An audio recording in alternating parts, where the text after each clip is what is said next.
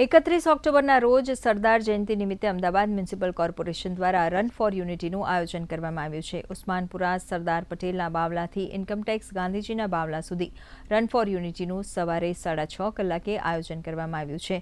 સાંજે અમદાવાદ શહેરના વિવિધ ઝોનમાં સાંસ્કૃતિક કાર્યક્રમોનું પણ આયોજન કરવામાં આવ્યું છે, જેમાં ધારાસભ્યો, મ્યુનિસિપલ કાઉન્સિલરો, પદાધિકારીઓ, ગુજરાત ભાજપના પ્રદેશ પ્રમુખ સહિત અધિકારીઓ ઉપસ્થિત રહેશે।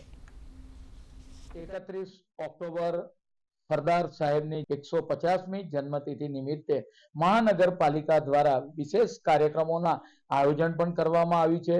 રન ફોર યુનિટીનો કાર્યક્રમ ઉસ્માનપુરા ખાતે નારણપુરાથી સવારે 7 વાગે રાજ્યના મુખ્યમંત્રી શ્રી ભૂપેન્દ્રભાઈ પટેલ અને નગરજનો એની અંદર મોટી સંખ્યામાં જોડાશે અને સરદાર સાહેબના સ્ટેચ્યુથી ગાંધી બાપુની પ્રતિમા ઇન્કમટેક્સ સુધી આ દોડનું 1.6 કિલોમીટરનું આયોજન કરવામાં આવ્યું છે।